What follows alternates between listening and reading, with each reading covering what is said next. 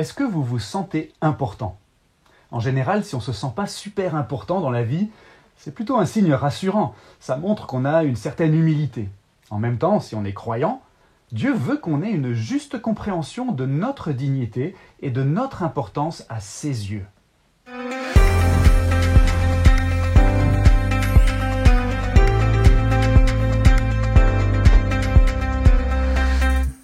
Dans la lettre aux Hébreux, chapitre 2, versets 5 à 18, l'auteur cherche à recalibrer notre perception de la place qu'on a en tant que croyant dans la pensée de Dieu.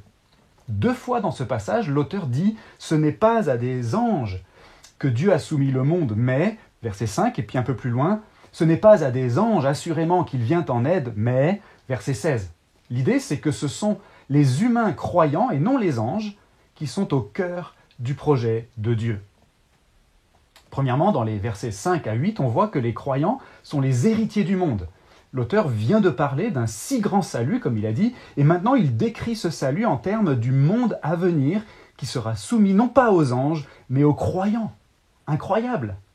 Voilà l'importance qu'on a en tant que croyants dans le projet de Dieu. L'être humain est le couronnement de la création de Dieu. Par la foi en Jésus, on devient héritier avec lui. Et justement, dans les versets 9 à 13, on voit deuxièmement que les croyants sont les enfants de Dieu. On est en quelque sorte les petits frères et les petites sœurs du prince héritier, Jésus. Et lui, en tant que grand frère de tous les croyants, il est celui qui est venu nous chercher et qui a tout accompli pour nous et qui nous conduit maintenant vers la possession du monde à venir. Notre héritage est certain parce que l'aîné de la famille a accédé au sommet de l'univers pour nous. Et nous le contemplons couronné de gloire et d'honneur en attendant de le rejoindre. L'auteur, il veut qu'on se rende compte, en fait, que Jésus n'est pas venu à reculons pour nous sauver. Le Fils de Dieu, il n'a pas passé l'éternité à hésiter pour décider s'il allait ou non accepter de se rapprocher de nous pour goûter la mort pour nous.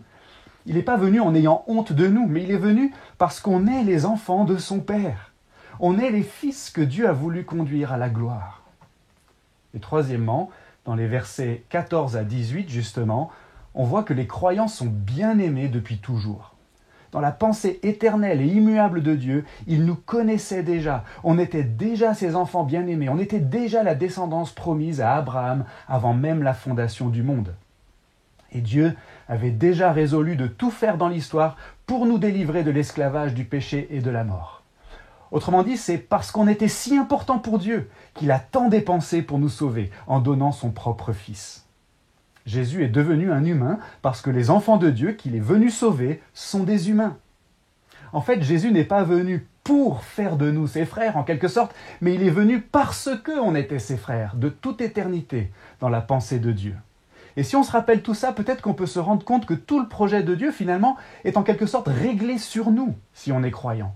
Et ça peut peut-être nous rassurer, nous consoler et nous réjouir pour le chemin qui est encore devant nous.